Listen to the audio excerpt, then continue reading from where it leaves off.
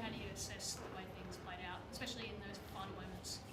Yeah, it's a hard one. I think the microscope goes on the last 5 minutes, but we were more worried or more focused on the process of responding and responding the right way from last week. So to do that, to get us in a position where I feel like we should have won or could have won the game, is a credit to our players. This time of year, with the performance we had last week, there's a risk with that. So, and even the first quarter, they were better than us in the first quarter. But the adjustments and the response in the for the final 3 quarters felt like we got the game on our terms. And like I said, feel like we could have won the game, probably should have won the game, and obviously that's a bitter pill to swallow.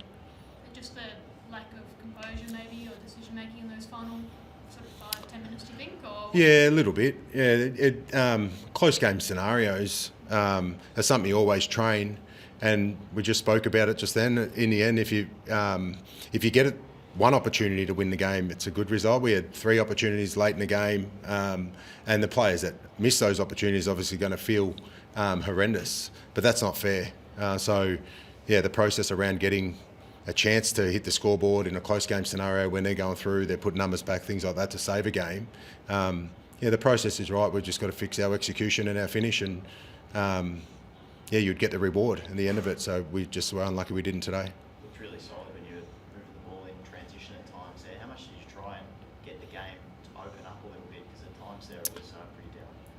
Yeah, and that's the hard one. Like we understand what we're coming up against. They've got a certain style, and the way they defend the ground is really organised and stable, and you know what you're coming up against, and you want it. We like to play with speed and take some risks. So it was a really hard thing to coach that during the game on understanding what we're looking at and what we're playing against. So you're constantly adjusting your offense based on how the opposition defends. So we did get some opportunity to score. Like I said, I'd be more worried if we weren't getting those opportunities. It was just our execution, and for our younger players, like Fataj and Harry Armstrong and Seth Kent, look, for them to go through a close game scenario like that on the G is just it will hold us in good stead for the future. So we're just unlucky we didn't obviously come away with the win.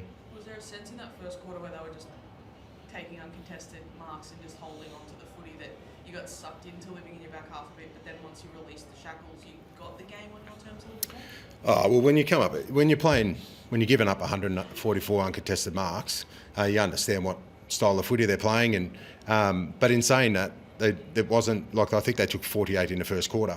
But across the rest of the game, they still were taking. I think they took 38 marks in the third quarter, and they didn't kick a goal, and we had 5 opportunities to score. So, there's the method in taking away those marks, but at the same time, if we've got the game in our front half, well then, so be it. So like I said, we can't give up that many.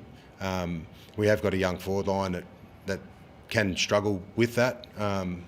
But like I said, in saying that, I still think even with dealing with so many uncontested marks against our defence, I still felt like we had an opportunity to win it. Establishing better pressure after quarter time obviously helped that as well, right? Like even though they're taking those marks, they're not necessarily as easy as they were in that first quarter.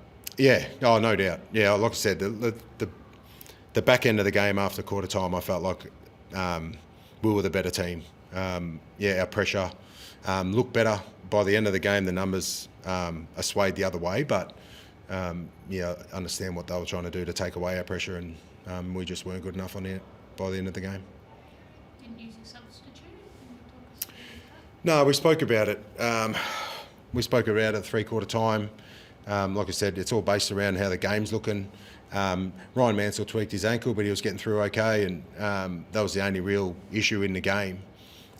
So we decided not to go and bother with activating our sub, and we've done that before.